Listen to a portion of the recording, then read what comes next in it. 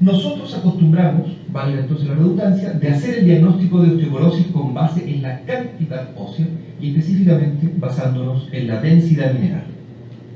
Pero el deterioro óseo no comienza de un día para otro y hoy día sabemos, ¿cierto?, que hay un continuum temporal, un continuum fisiológico, un poco y un continuum cronológico y clínico. La osteoporosis no comienza de un día para otro, comienza con pérdida muy insensible de masa muscular y masa ósea, pasando por osteopenia y para llegar, ¿cierto?, a las críticas dos direcciones estándar que nos configuran el diagnóstico de osteoporosis. Pero hoy, como geriatras, lo que debemos pensar siempre es que no estamos hablando, al hablar de osteoporosis, solo del nivel crítico osteoporótico propiamente tal, sino de un continuum que ha comenzado antes, pasando entre medio por la osteopenia. Entonces debemos examinar más de cerca los factores que perjudican la calidad del hueso. La calidad del hueso. La siguiente. ¿Por qué debemos hacer esto? ¿Por qué debemos preocuparnos no solo de la densidad mineral? Esto porque debemos ser capaces de llegar a tres tipos de diagnóstico. El primero es el paciente que no tiene osteoporosis, pero que tiene riesgo de sufrir osteoporosis. Ejemplo, un paciente con una hipoalbuminemia, ¿verdad? Sabemos que la albúmina es la principal responsable del transporte del calcio hacia la matriz ósea. Por lo tanto, una hipoalbuminemia aumenta el riesgo de sufrir una decalcificación de la matriz ósea, mientras más profunda sea. También debemos ser capaces de diagnosticar pacientes que tienen osteoporosis, pero que no tienen fracturas.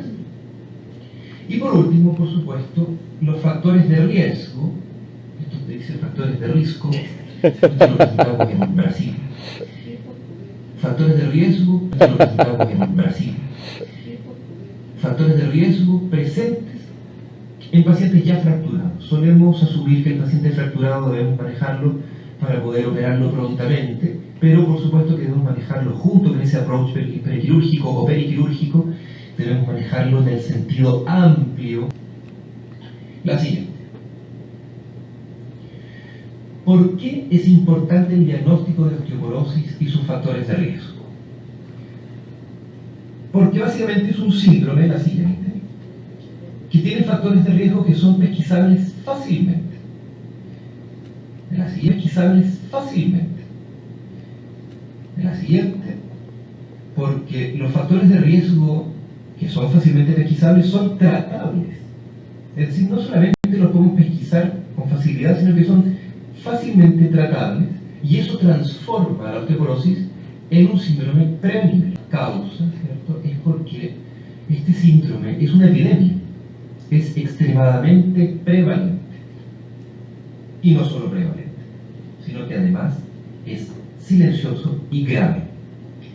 Así que es extremadamente importante diagnosticar la osteoporosis y los factores de riesgo para sufrirla.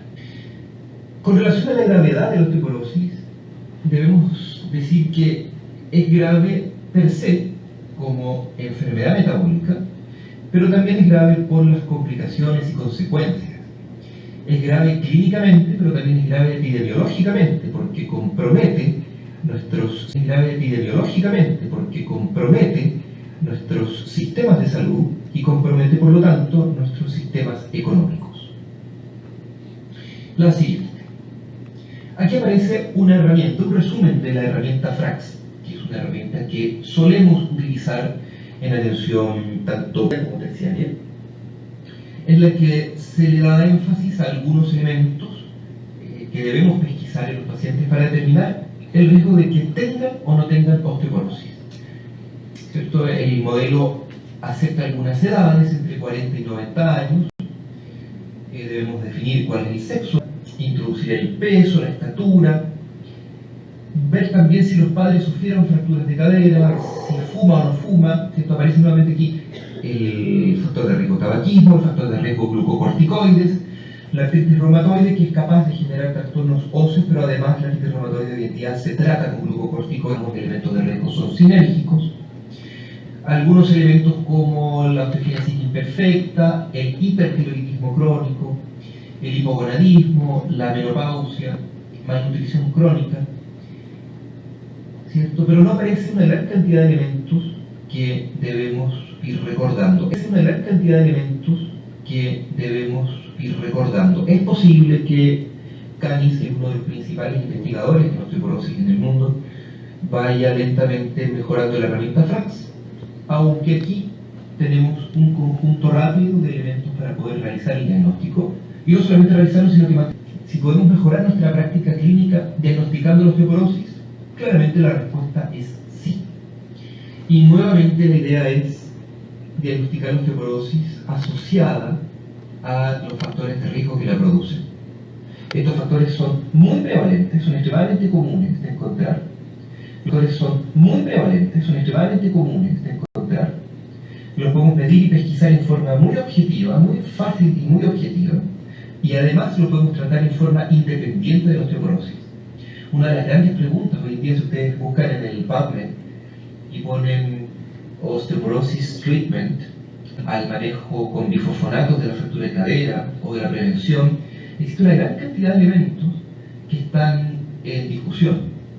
Está en discusión, por ejemplo, si es bueno dejar bifosfonatos en pacientes muy mayores, ¿cierto?, sobre 80 años, porque generan factores de riesgo, otros, ¿cierto?, como trastorno gástrico, o porque generan mala adherencia, entonces se propone el uso de bifosfonatos endovenosos. Pero también se utiliza el teriparatide, el denosumab, y hoy en día están saliendo dos medicamentos importantes que están en investigación, ¿cierto?, que son algunos inhibidores enzimáticos, ¿cierto?, y también algunos inhibidores de la miostatina, que son elementos que en este momento no tenemos. Sabemos experimentalmente que son capaces de mejorar la masa muscular y también la masa ósea, pero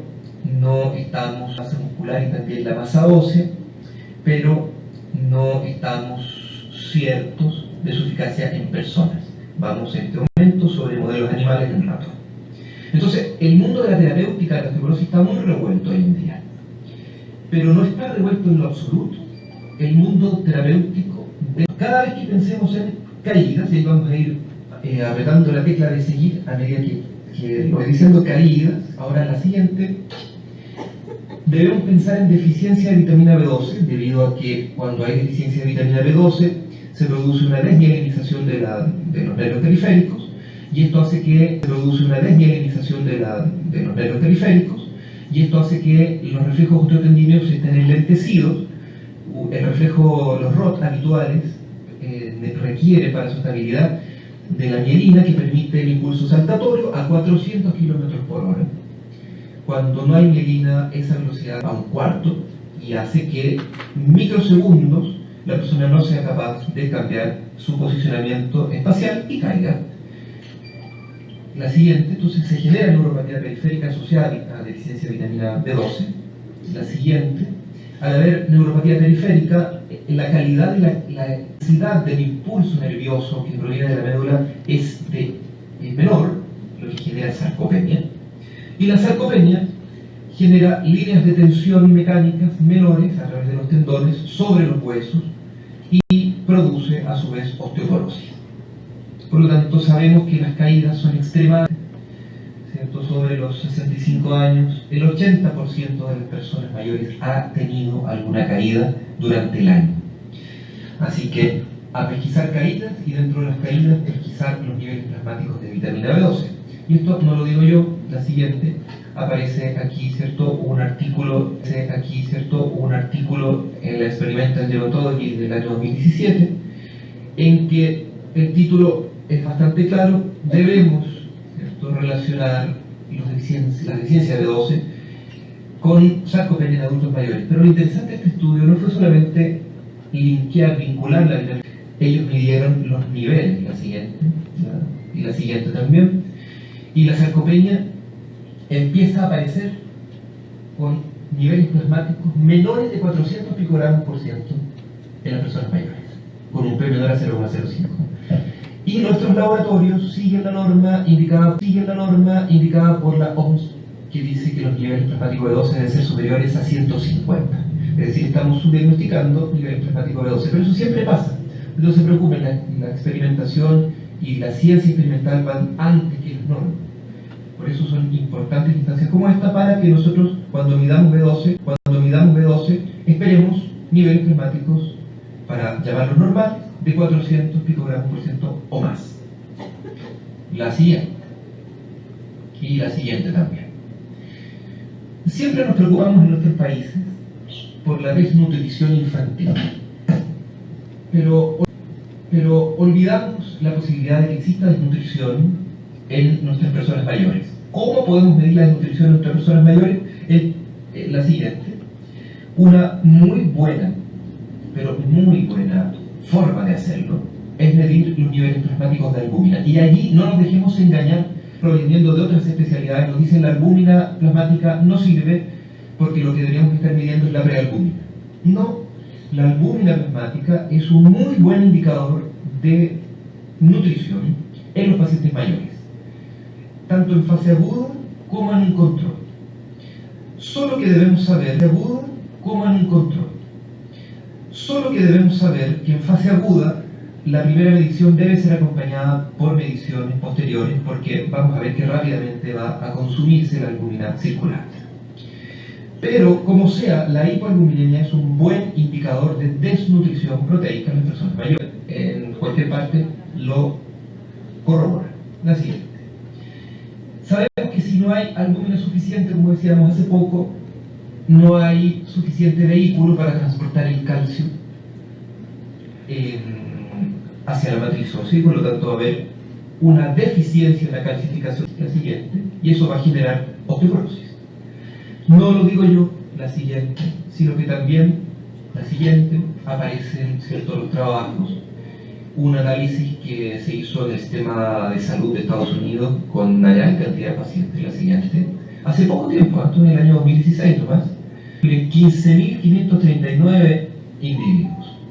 Entonces, y estos gringos no se fueron solamente con el dato de fracturas, sino que buscaron datos densitométricos, y lo que lograron fue reportar una asociación independiente de osteoporosis, entre osteoporosis y albuminemia baja.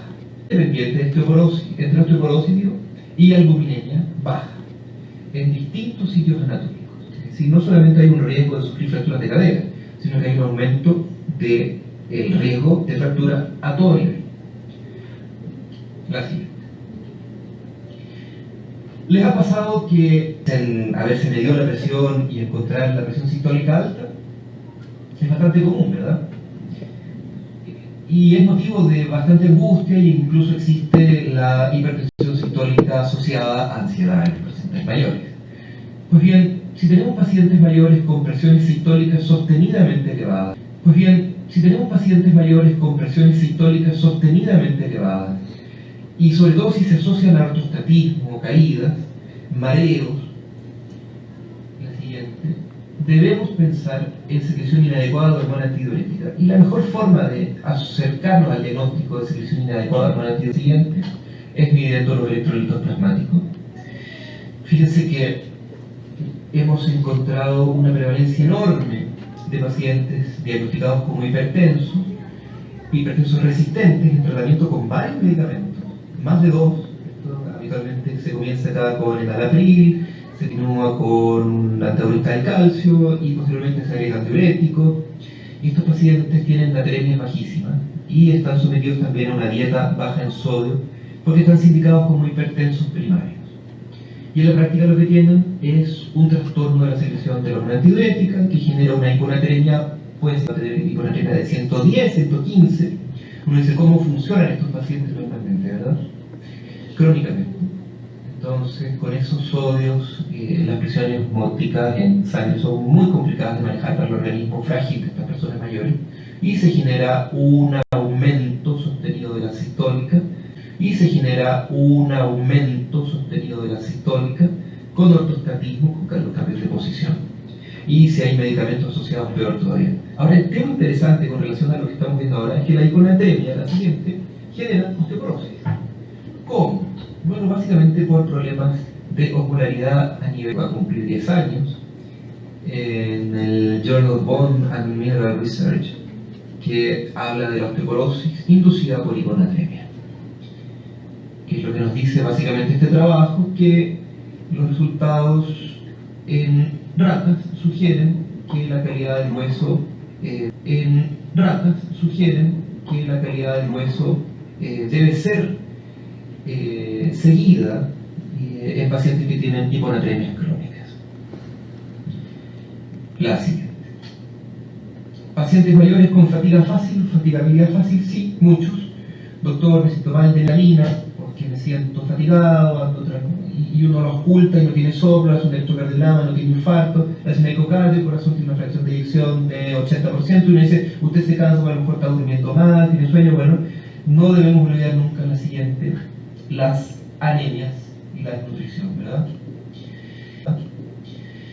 La anemia es una enfermedad enormemente prevalente, tan prevalente que me ha tocado escuchar que es normal, y efectivamente es normal en términos estadísticos, pero no es normal estar enfermo, no es sano tener anemia, porque la anemia genera osteoporosis. Las células óseas, transportados por la sangre con los glóbulos rojos, ¿cierto? Y sin ella se genera osteoporosis. Y la siguiente, los taiwaneses hicieron un muy bonito estudio hace 2 años que demostró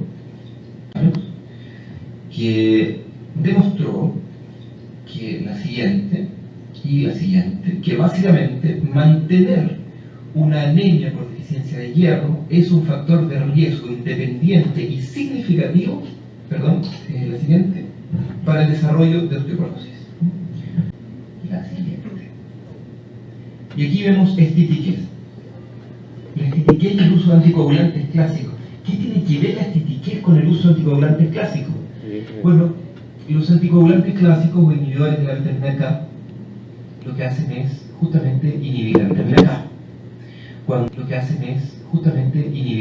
K. Cuando existe estitiquez, se generan trastornos en la generación de la vitamina K2. Nosotros la vitamina K la absorbemos a partir de los vegetales de hoja verde, el brócoli, las espinacas y las acelgas principalmente. Y allí está en forma de fitoquinona o vitamina K principalmente. K1. Y nuestras bacterias intestinales la transforman en vitamina K2. Yo me acuerdo siempre de esto porque vitamina K2 es como caca. Entonces, para no olvidarlo nunca, esta vitamina K2 se transforma en K2 gracias a nuestras bacterias. Y la forma en la que podemos absorberla y transformarla en vitamina K3 en nuestro hígado. Bueno, los anticoagulantes clásicos entonces tienen en común con la estitiquez la vitamina K, porque cuando hay estitiquez las bacterias están muy entretenidas con la materia fecal y cae enormemente la producción de vitamina K2. ¿Y qué pasa al haber deficiencia? Un bajo porcentaje de activación de la protrombina. Esa es la forma en que debemos medirla. No podemos medir vitamina K en sangre, es muy difícil porque está cambiando muy rápidamente. Pero sí podemos medir el porcentaje de activación de la protrombina, que va en directa relación con los niveles plasmáticos de vitamina K. Si tenemos bajo porcentaje de activación de la protrombina, vamos a tener activación de eficiencia en la proteína GLA. ¿Por qué? Porque vitamina K tiene 3 grandes acciones en nuestro organismo. El primero y más conocido, que le da el nombre, ¿cierto? Coagulación, que viene del alemán, porque lo descubrieron por eso. Pero además de eso, la vitamina K activa a las proteínas GLA. ¿Y qué hacen las proteínas GLA? Las proteínas GLA son proteínas transportadoras de calcio. Y lo otro que hace la vitamina K es permitir regular a través también de otras proteínas la vasoconstricción y la vasodilatación periférica, pero muy periférica, prácticamente a nivel del órgano. Bueno, al activarse deficientemente estas proteínas GLA, hay una en particular que se llama osteocalcina. La osteocalcina es responsable, la siguiente, el 40% de la calcificación de la matriz ósea. La albúmina es responsable del 60%, pero el otro 40% está a cargo de la osteocalcina. Por lo tanto, es muy importante esta proteína. Y por supuesto, si hay déficit de vitamina K, entonces ese 40% lo perdemos. Y se genera osteoporosis. La siguiente. 5 minutos. No lo digo yo solamente. Doctor, que marca 5 minutos, por favor. Perfecto. Gracias. Vemos aquí vitamina K y hueso, un bonito trabajo que nos recuerda la siguiente. Tenemos pacientes con enlentecimiento y deterioro motor y cognitivo, muy comúnmente en clínica. La siguiente, debemos pensar allí en hipo e hipertiroidismo. Eso aumenta el turnover óseo, no solamente el hipertiroidismo que nos recuerda el FRAC, sino que también el hipotiroidismo. El hipotiroidismo es enormemente más común que el hipertiroidismo en personas mayores. Eso genera osteoporosis. La siguiente, vemos aquí el estudio, que es un estudio del año pasado, que está re bueno para los que saben alemán, pero los que no pueden leer el resumen. Aquí está el resumen, que nos dice básicamente que tanto en niños como en personas mayores, los trastornos tiroideos, sea cual sea, generan problemas óseos, fracturas osteoporóticas. Personas mayores con la piel muy delicada, ¿cierto? La siguiente, eso genera falta de transformación de vitamina D2 en D3, deficiencia en la vitamina D3, eso genera hipocalcemia, la hipocalcemia lleva al tiroidismo, que es fácilmente medible a través de la PTH plasmática, y evidentemente la PTH nos va a generar osteoporosis. Aquí tenemos la siguiente, el artículo que lo corrobora. Como conclusiones, y ya para terminar, con esta presentación yo lo que he querido entregarles es que nosotros no solamente debemos tratar la osteoporosis, sino que debemos tratar todos los factores de riesgo involucrados en la génesis de la osteoporosis. Entre ellos los que hemos visto acá.